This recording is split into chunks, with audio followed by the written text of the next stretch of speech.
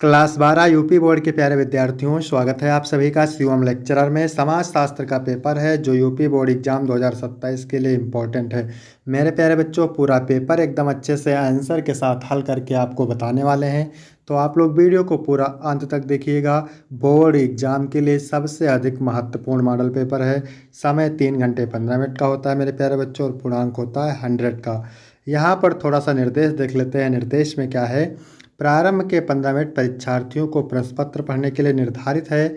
सभी प्रश्न अनिवार्य हैं। प्रत्येक प्रश्न के सामने उसके अंक निर्धारित हैं कि कौन सा प्रश्न कितने अंक का है। 1 नंबर का है, 2 नंबर का है, या फिर 4 नंबर का है।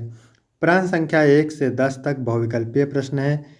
प्रश्न संख्या 11 से 20 तक अति लघु उत्तरीय प्रश्न है, जिनका प्रत्येक उत्तर लगभग 25 शब्दों में देना है। प्रश्न संख्या 21 से 26 तक लघु उत्तरीय प्रश्न हैं, जिनका प्रत्येक उत्तर लगभग 50 शब्दों में देना है। प्रश्न संख्या 27 से 29 तक विस्तृत उत्तरीय प्रश्न हैं, जिनका प्रत्येक उत्तर लगभग 150 शब्दों में देना है। तो सभी लोग वीडियो को लाइक करेंगे, चैनल पर नए होंगे चैनल को सब्सक्राइब करेंगे, शेयर करेंगे। चलिए वीडियो को शुरू करते हैं। सबसे पहले बहुविकल्पीय प्रश्न। प्रश्न नंबर 1 है, विश्व जनसंख्या दिवस कब मनाया जाता है? मोस्ट इम्पॉर्टेंट है। 10 जुलाई को, 8 मार्च को, 5 जून को, 11 जुलाई को। तो कमेंट करेंगे। विश्व जनसंख्या दिवस मनाया जाता है 11 जुलाई को। डी ऑप्शन बिल्कुल राइट हो जाएगा। दूसरा प्रश्न है, संस्कृतिकरण शब्द की उत्पत्ति किसने की? चार्ल्स कूले ने, एन के दत्ता ने, पी एच प्रभु ने, एम एन श्रीनिवास ने। तो संस्कृतिकरण शब्द की उत्पत्ति एम एन श्रीनिवास ने की। डी ऑप्शन बिल्कुल राइट हो जाएगा। इसके बाद तीसरा प्रश्न है, कास्ट इन मॉडर्न इंडिया पुस्तक का लेखक कौन है? मजूमदार और Madan, M N Srinivas, Ketkar, Risley. तो कास्ट इन मॉडर्न इंडिया पुस्तक के लेखक है M N Srinivas. B option बिल्कुल राइट हो जाएगा। चौथा प्रश्न है, राजा राम मोहन राय थे एक क्या? वैज्ञानिक थे, लेखक थे, अर्थशास्त्री थे, समाज सुधारक थे। तो राजा राम मोहन राय समाज सुधारक थे। डी ऑप्शन बिल्कुल राइट हो जाएगा। यदि आपको इसका पीडीएफ चाहिए तो डिस्क्रिप्शन में टेलीग्राम की लिंक मिल जाएगी, वहां से टेलीग्राम ज्वाइन करेंगे, आपको पीडीएफ मिल जाएगा। क्वेश्चन नंबर 5 है, किस समाज में द्वितीयक संबंध मुख्य रूप से संबंध है? ग्रामीण समाज, नगरीय समाज, जनजातीय समाज, संघर्षशील समाज। तो मेरे प्यारे बच्चों, नगरीय समाज में द्वितीयक संबंध मुख्य रूप से संबद्ध है। बी ऑप्शन राइट हो जाएगा। 6 नंबर है, सामाजिक परिवर्तन के सांस्कृतिक कारकों का समर्थक कौन है? Karl Marx, Sorokin, Veblen, Weber. तो इसका राइट आंसर हो जाएगा सोरोकिन। सामाजिक परिवर्तन के सांस्कृतिक कारकों का समर्थक है सोरोकिन। इसके बाद 7वां नंबर प्रश्न है, संविधान के किस संशोधन में पहली बार पंचायती राज को संवैधानिक परिस्थिति प्रदान की गई? 42वें, 72वें, 73वें, 74वें। तो यहाँ राइट आंसर हो जाएगा सी, 73वें। ठीक है, संविधान के 73वें संशोधन में पहली बार पंचायती राज को संवैधानिक परिस्थिति प्रदान की गई। तो आपका सी ऑप्शन राइट हो जाएगा। 8 नंबर है, भारत में निर्धनता का प्रमुख कारक है? विकसित कृषि, विकसित उद्योग, विकसित व्यापार, नो, रोजगार परक शिक्षा का अभाव। यही राइट आंसर हो जाएगा। रोजगार परक शिक्षा का अभाव भारत में निर्धनता का प्रमुख कारण है। इसके बाद 9 नंबर प्रश्न है, भारत में वित्तीय राजधानी किस नगर को कहा जाता है? हैदराबाद को, मुंबई, अहमदाबाद, जयपुर। तो भारत की वित्तीय राजधानी मुंबई को कहा जाता है। बी ऑप्शन करेक्ट हो जाएगा। 10 नंबर है, सूचना का अधिकार अधिनियम लागू हुआ था 2005 में। ठीक है, सूचना का अधिकार अधिनियम मोस्ट इम्पॉर्टेंट है, 2005 में लागू हुआ था। तो यहाँ तक हो गए 10 बहुविकल्पीय प्रश्न, इनको आप तैयार करेंगे, बोर्ड एग्जाम के लिए मोस्ट इम्पॉर्टेंट है। इसके बाद है अति लघु उत्तरीय प्रश्न। उत्तर लगभग देना है 25 शब्दों में, और प्रत्येक उत्तर के लिए आपको 3 नंबर मिलेंगे। तो 11 नंबर प्रश्न है, 2011 की जनगणना के अनुसार भारत की नगरीय और ग्रामीण जनसंख्या कितनी है? तो 2011 की जनगणना के अनुसार 68.8%, यानी जिसको बोलते हैं 33.3 करोड़ जनसंख्या गांव में रहती है, और 31.2% यानी 37.7 करोड़ जनसंख्या नगरों में रहती है। ध्यान रखना। यानी भारत की नगरीय जनसंख्या कितनी है, तो भारत की नगरीय जनसंख्या 31.2% यानी 37.7 करोड़ है। ठीक है। और ग्रामीण जनसंख्या कितनी है भारत की, तो ग्रामीण जनसंख्या है 68.8% यानी 83.3 करोड़। ठीक है।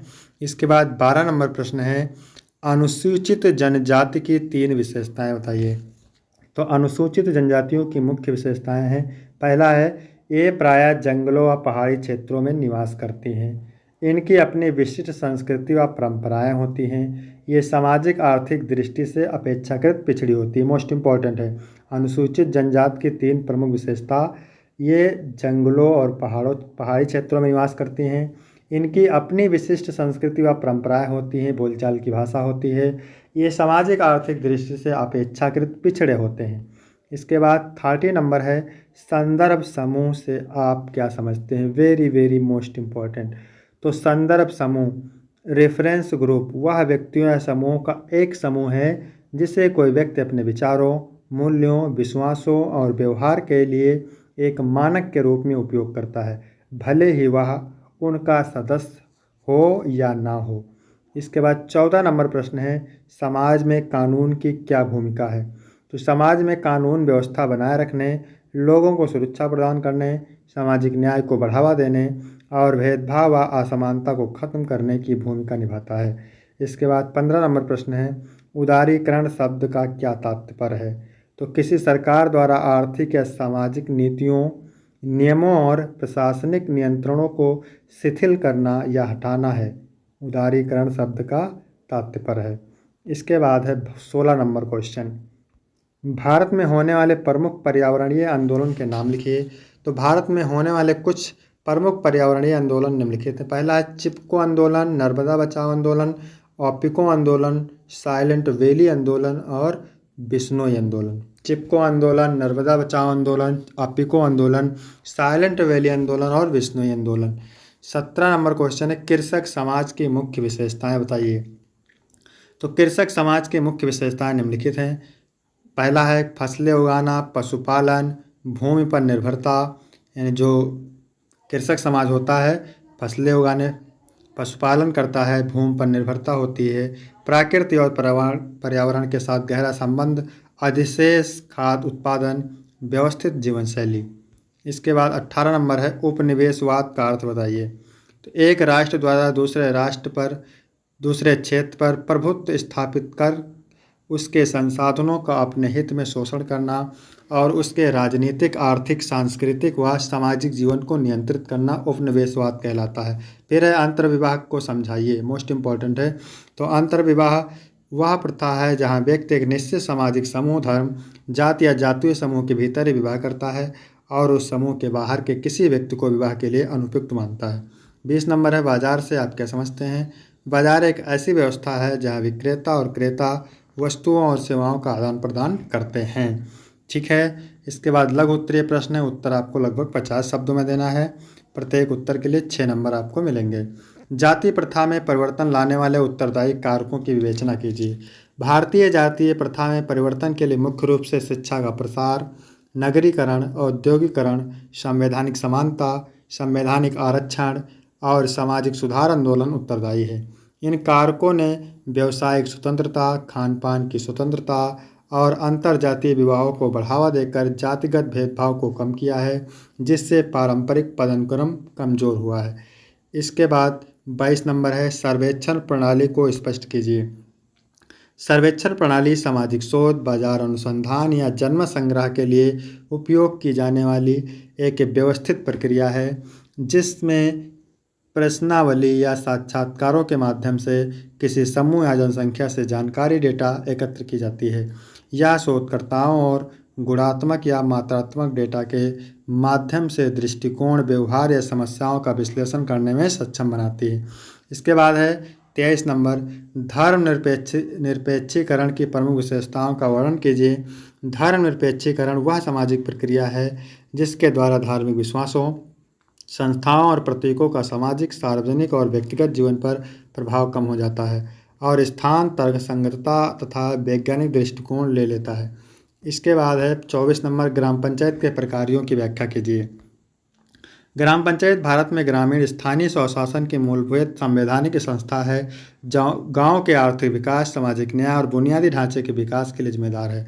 इनके प्रमुख कार्यों में नगरीय सुरक्षा, नागरिक सुविधाएं, पेयजल, स्वच्छता, सड़कें, विकास योजनाएं, शिक्षा, स्वास्थ्य, कृषि लागू करना, स्थानीय कर वसूलना और सामाजिक सुरक्षा प्रदान करना शामिल है। 25 नंबर प्रश्न है, भूमिहीन कृषि मजदूरों के हितों की रक्षा करने के लिए सरकार ने क्या उपाय किए हैं? तो भूमिहीन कृषि मजदूरों के हितों की रक्षा के लिए सरकार ने मुख्य रूप से दीनदयाल उपाध्याय भूमिहीन किसान मजदूर कल्याण योजना, छत्तीसगढ़ में ₹10,000 वार्षिक, मनरेगा के तहत रोजगार की गारंटी, न्यूनतम मजदूरी अधिनियम वाले उपाय किए हैं। इसके बाद में 26 नंबर प्रश्न है, जनसंपर्क माध्यम क्या है? जनसंपर्क माध्यम वह उपकरण या चैनल है जिनके द्वारा कोई संगठन, संस्था या व्यक्ति जनता से बातचीत स्थापित करता है, अपनी सकारात्मक छवि बनाता है और प्रतिष्ठा का प्रबंधन करता है। इसके बाद विस्तृत उत्तरीय प्रश्न है, उत्तर 150 शब्दों में देना है, प्रत्येक उत्तर के लिए 8 नंबर मिलेंगे। 27 नंबर है, भारत में लिंगानुपात में गिरावट के कारणों पर प्रकाश डालिए अथवा जाति व्यवस्था को समझाइए तथा जातीय विषमता को दूर करने के लिए अपनाई गई कुछ नीतियों का वर्णन कीजिए। फिर 28 नंबर है, सामाजिक सर्वेक्षण से आप क्या समझते हैं अथवा नगरीय समाज से क्या आशय है, इनकी प्रमुख विशेषताओं का वर्णन कीजिए। इसके बाद 29 नंबर क्वेश्चन है, सांस्कृतिक समुदाय को परिभाषित कीजिए अथवा धर्मनिरपेक्षता को परिभाषित कीजिए। तो यहाँ तक वीडियो कंप्लीट होता है मेरे प्यारे बच्चों। वीडियो कैसा लगा? वीडियो अच्छा लगा हो तो वीडियो को लाइक करेंगे, चैनल पर नए होंगे चैनल को सब्सक्राइब करेंगे, शेयर करेंगे। फिर मिलते हैं आपको अगली वीडियो में, तब तक के लिए जय हिंद, जय भारत।